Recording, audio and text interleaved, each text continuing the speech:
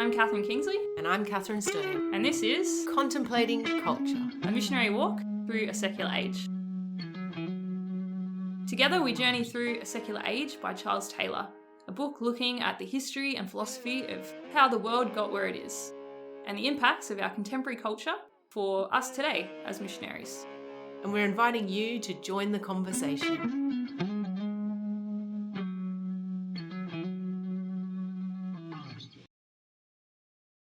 Hello and welcome to Contemplating Culture. Hello again, everyone. So it's been a little while since Kat and I have been together to record. We've had a couple of things on. I've had some more health issues. And one of the really exciting things is that we actually got some emails. We've got people listening, Kat. Yeah, people listening and responding. I was like, we always say join the conversation. I'm grateful that there's some people who are hearing that and responding. It's quite exciting. It is. And I've been away speaking at some conferences as well, and I've had people coming up to me saying, this has changed this for me, or I've been sharing it with, my atheist friends or whatever. So we know that there's a whole variety of people of faith but not Christian, people of no faith listening. So it's very exciting. So keep that feedback coming. It's great for us. It helps us think more about what we're giving and helps feed where we're coming from. Yeah, so if you want to get in contact with us, the best way is our email, which is contemplatingculture@gmail.com. That easy. Very easy. So today, Kat, the long-awaited, you've been asking and asking, we're finally talking about social imaginaries. So what is a social imaginary? Exactly. I can't believe we've been talking about it for I don't know how many podcasts now, and we're only just defining it. Yes, welcome to the Taylor universe of circles. So we're talking about what makes up your believable reality? Like what is possible for you? What's probable for you? What are you expecting in your world? So it's your practical experience of reality, how it is, and also how you think it should be. So it's both what is and what you're expecting is possible. And it's the things that are kind of held in images, stories, legends, collective actions of a people. So you kind of can't have it by yourself. It's something that you're holding with other people. Okay, so that's all very abstract. Can we make it concrete? Like, can we talk about a social imaginary, maybe our social imaginary or something like that, to give people an idea of what do we mean by... Yeah, and I guess even if you're not listening from our context, you might think, oh, that's not part of my social imaginary, and that is, I guess, a good example. So for us, we're currently recording in 2023 in Australia. So what's some of the things that make up how we expect the world to be, in our social situation? So I would think one of them, very strong in our context at the moment, is individualism, that I should be free to make my own choices. That's true. And that government and law and the world should protect that freedom. Yes. I think another one is progress, that particularly with the rise of technology and just in all spheres, right? In science, technology, everything, that progress is possible and we should pursue it.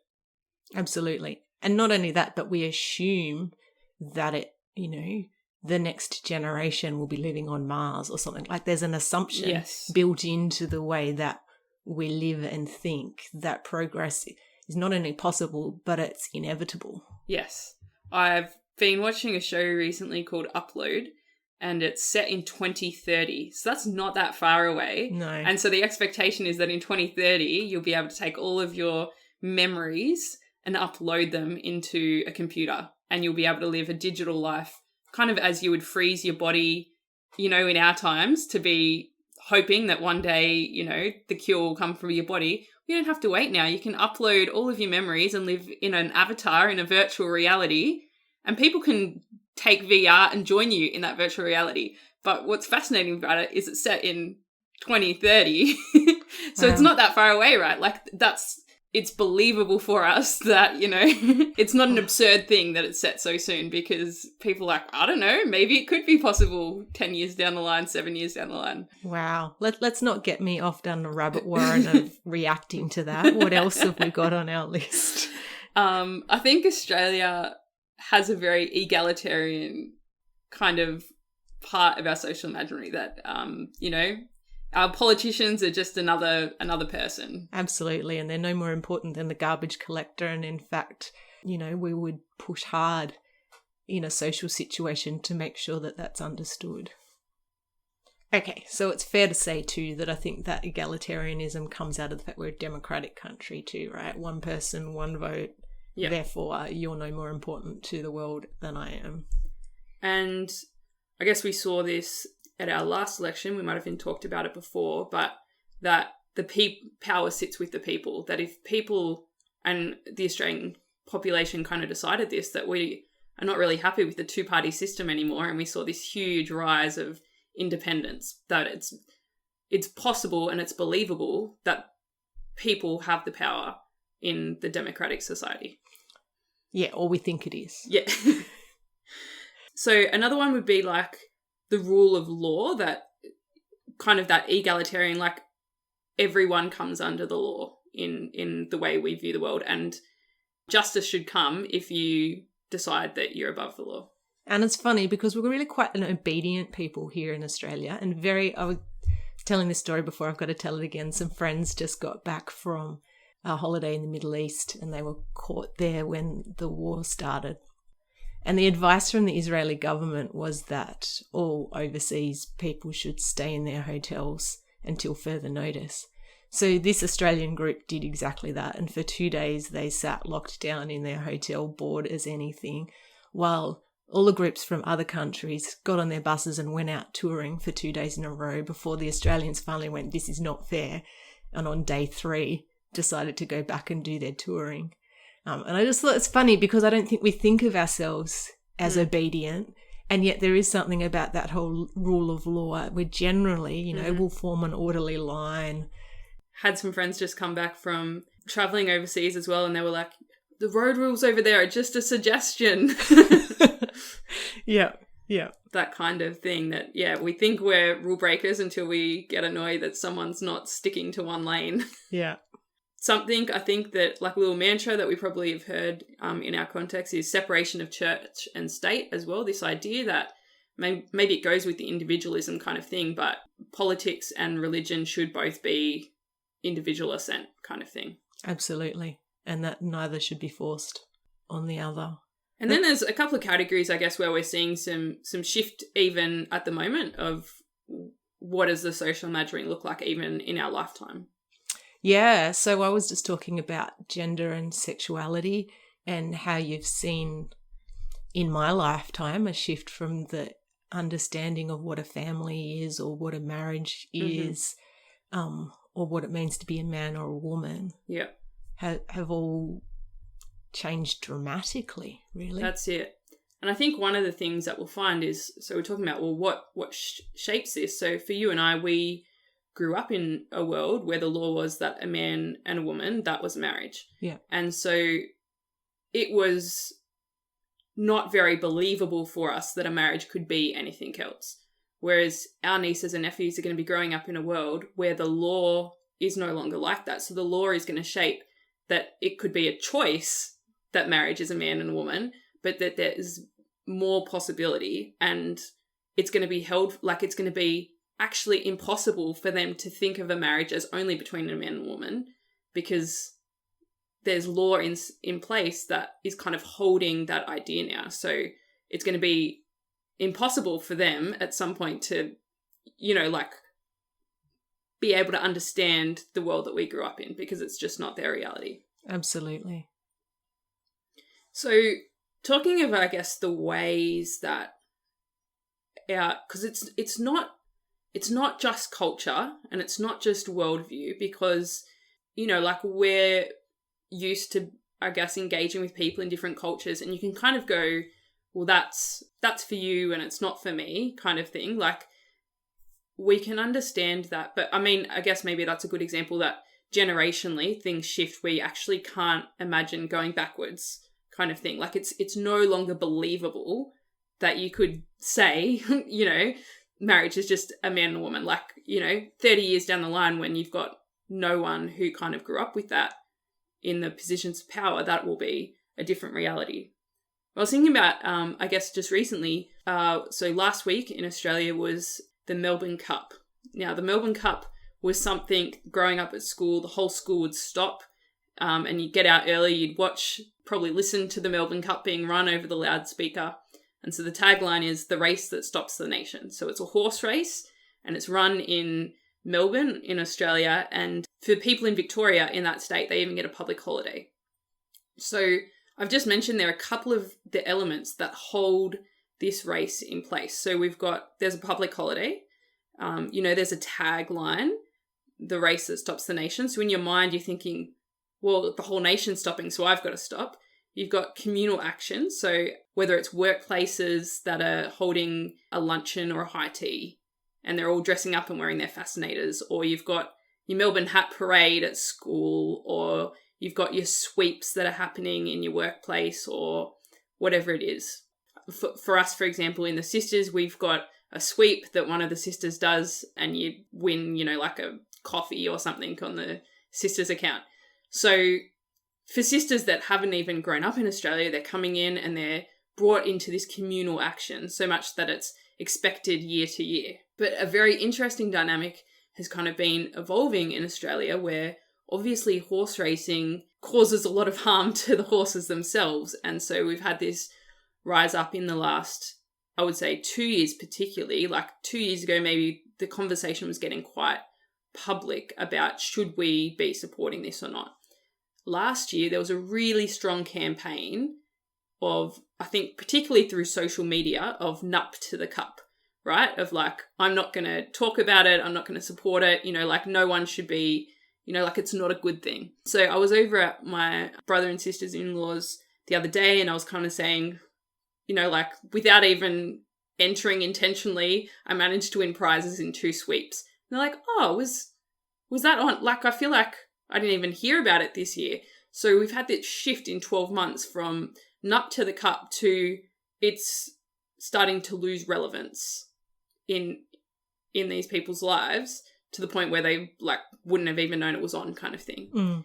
And so I guess because we're in New South Wales, we don't have the public holiday, so there's nothing publicly kind of reminding you, there's nothing holding it in place. But I guess we're going to see this shift, right, of how long does Melbourne keep a public holiday for something? Do you know what I mean? Mm. How much does the tagline, the race that stops the nation, hold it in? But we can see that these are the things that have been holding, and this is just like a simple kind of day. But if you translate this out to all of the things, right? So we're looking at exactly family, marriage, sexuality, the idea of politics, the idea of economy, the idea of career, all of these things of what are the things that hold in place what we expect, what we believe, what's real for us. I think another one that we're going to see kind of in the next, we're seeing it already, is the idea of Australia Day. And what are the things that are holding it in place and what is the forces that, because for those who don't know, Australia Day is celebrated on the day that the British invaded Australia.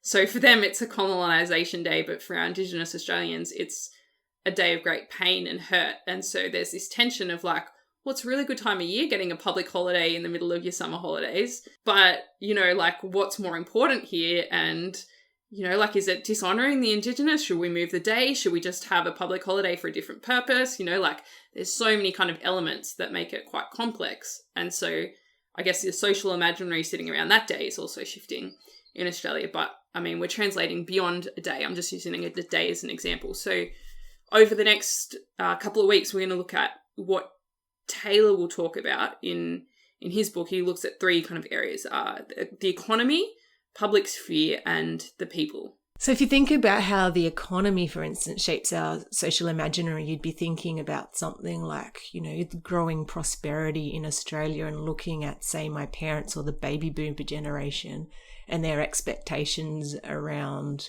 what sort of job they would get, how hard they would have to work to get that kind of job, their expectation that they would and should be able to take a mortgage out on a 3-bedroom house on a 1/4-acre block in a suburbia of a city in Australia somewhere, compared with, say, our generation or the generations under us where there's a lot less sense of I have to stick to my job because stability is important and I might not get another one at all, let alone one that's that good. But that expectation that not only can I change my job if this one's not fulfilling me, but that I'll expect to get a higher wage for the next one.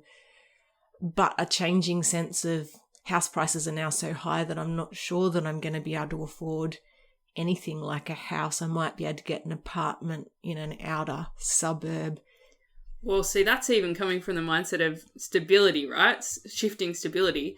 We both know I've got a brother who is currently not worked for something like 2 years. He worked really hard for 3 years, made quite a lot of money off his business. He doesn't have a house. He doesn't have more possessions than he can fit in his backpack. And work is not part of his social imaginary at all at the moment. Like, that is unbelievable. But do you call that a social imaginary if it's one person? Well, it definitely is possible, right? Like, that wouldn't have been possible 20 years ago for people to think that was... I mean, a lot of people still look at him, and even his friends and family, like, what are you doing? Like, it seems a bit crazy, but I guess... And one of the things we were talking about, well, what makes things possible? I guess social media kind of when you see... So people will see all the stuff he's putting up, and like, it's possible to not work. And then, so like social media, then the exchange of information, of lifestyles, what's possible. And so you're right, like we have an economy that makes that possible, but then it makes other things not so possible. Like having the house that you've got a mortgage on and the stability, it's so interesting. It is. And just watching that shift like it's incremental. It's not like Melbourne Cup might disappear in a matter of a few years as a thing. Whereas, it's whole generations of continued economic growth, for instance, that start to change that social imaginary. And so I guess one of the things I wanted to talk about today is, why is it important to understand this concept of social imaginary? Like, Taylor spends a lot of time kind of explaining what it is, like why bring it up as a topic at all? Is it just to be like, hey, I found this thing that we can define? No, is the short answer. I think, and I've been thinking about this a bit, like I think there's probably a number of implications that it has, but 3 that I kind of wanted to look at today. I guess the first one is just on the level of compassion, of just understanding, like between generations and also between people that are sitting in different, like ideas of what society is and what it should be, what life is and what life should be, all those different things that are making up. So it can help you have understanding of the actions of someone, the feelings that someone might be going through, the thoughts that they might be experiencing. Their inability to see something in any other way. Like I was thinking in terms of this. I was going to say a lot of us, but I can't assume our listeners really. But say some of us grew up in a particular social imaginary that has been shaped by our Christian or our Catholic faith, such that life is sacred from the very first moment of conception to its natural end.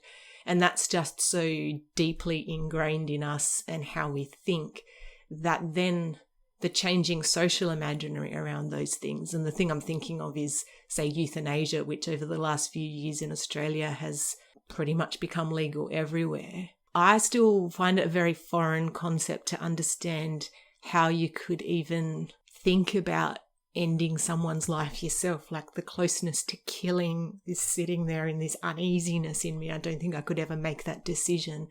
And yet in order to evangelize, in order to share the love of God in this world, I need to be able to understand. I need to be able to come from that place of compassion towards the other and what they're seeing, what they're understanding of the situation that they or their loved one is facing, and why they would think it would be a good thing, why they would think it would be a more loving thing to end their own life, end somebody else's life, than to let it take its natural course with as much help as we can give them in order for them to maintain dignity and not suffer.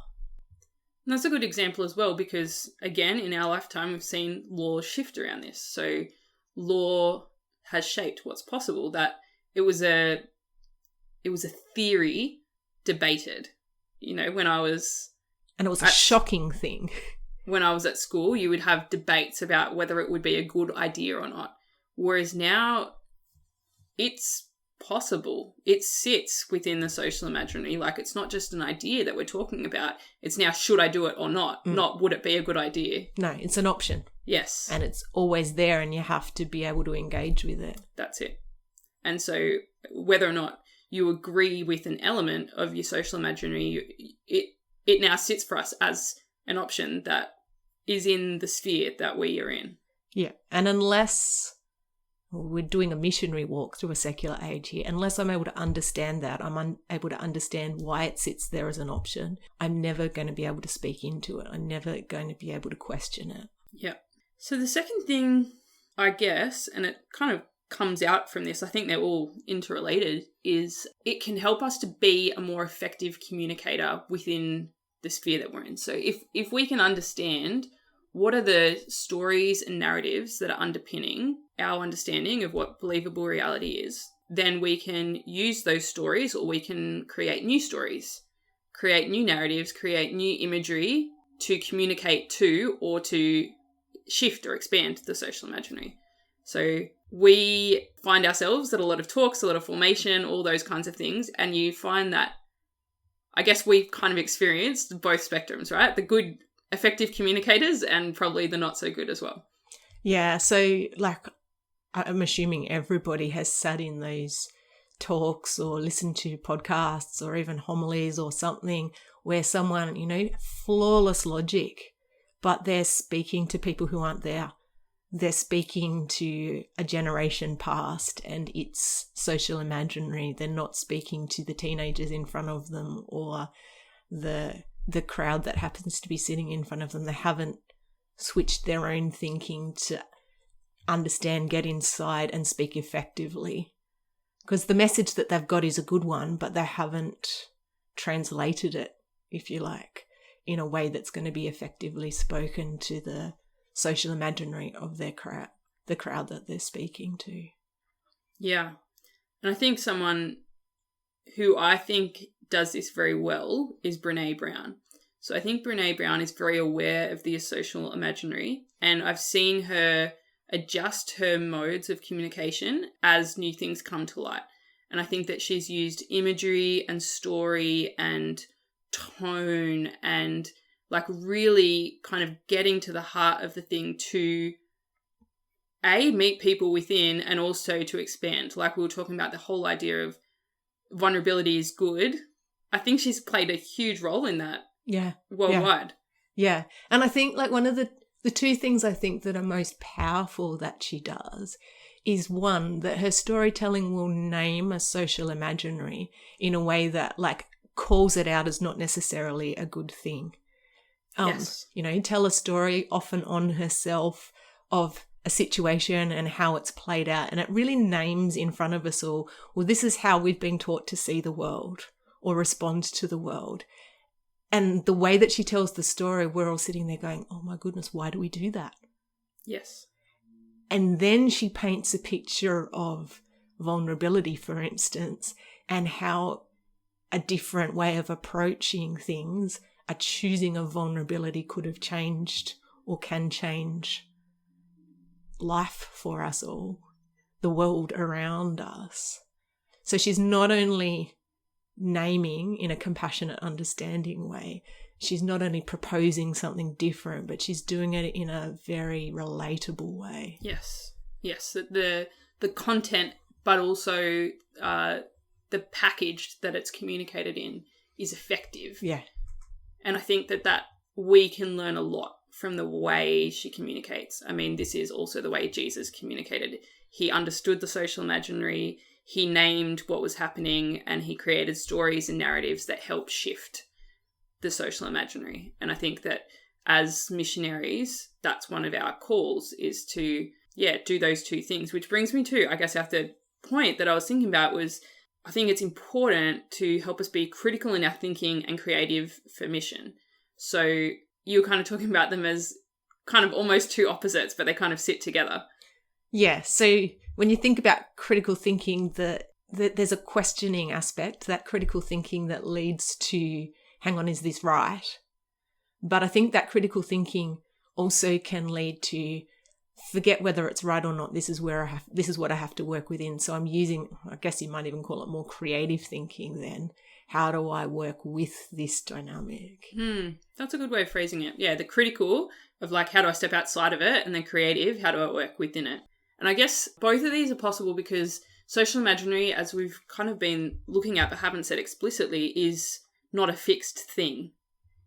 It's held, but it's fluid and it is fallible and it's not always right or good, and it's not everlasting. It's going to shift over time. Which gives us the possibility to be the ones who start moving something towards a shift. And we can do that in both ways, in the creative way and in the critical way. I think if I was going to encapsulate the critical thinking way, I think the story of the Emperor's New Suit, is that what it's called? And the kid who sees this naked emperor and names what he's seeing for what it is, the emperor has no clothes on, would be my kind of, I'd say that's the emperor has no clothes on approach, that questioning. But even there, I think the questioning needs to come from within an understanding and compassionate. The emperor has no clothes on is a bit too bold and out there to change the world, maybe. But there is an importance of people who stand outside the social imaginary and hold it up to reality, like we said just then that Brene Brown does. And, why is vulnerability taboo? Why do we act in these ways that arm ourselves against the world? It's ridiculous. It makes no sense. And I guess there's so many things like that. So I guess in the category of critical thinking, like, how do we evangelize the social imaginary? There's not every element of it is good or good for us. So how do we, what are we being called to challenge, and how do we do that? How do we use these tools of compassion and of effective communication? And then how do we use creativity within the space then to expand it or shift it or whatever? And it takes courage. I think that's that boy could do it in the story, because there's an innocence and a naivety to him.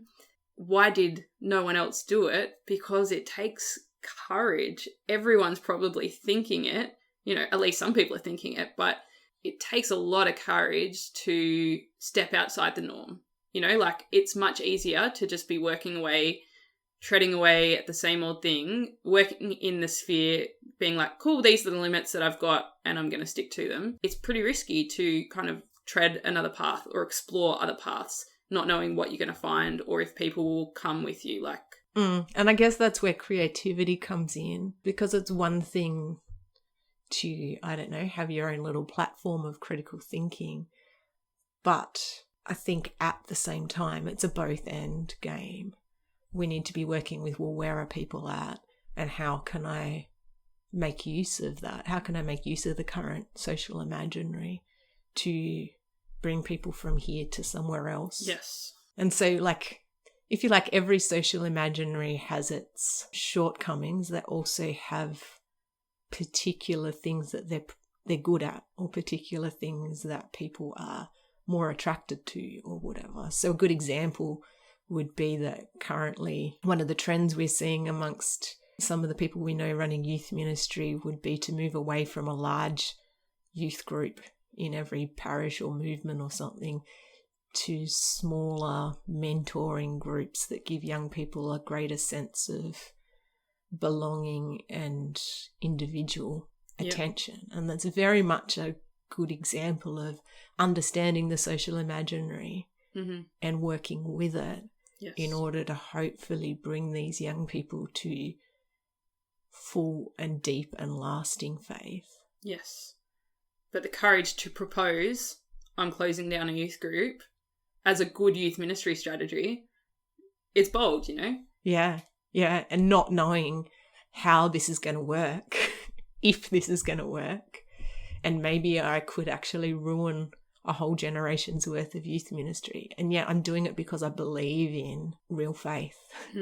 Well, Kat, this has been great, and I'm really excited to kind of see how we explore this in those three spheres of the economy, of the public sphere, and of the people within over the next few weeks. But for people listening, like, what can we leave them with today? Well, I was thinking, in amongst all of our example giving, that people are probably listening with their own thoughts and examples or their own challenges in terms of social imaginary stuff that they're suddenly going, oh, that's why I don't think on the same page as my parents about that, or why I can't get across to my students this idea or something like that. So I'm assuming if you're listening, you're also listening with your own social imaginary experiences. And I'm also thinking that as we were talking about those three reasons why it's important to understand the concept, the capacity to be compassionate and to understand the other, the capacity to effectively communicate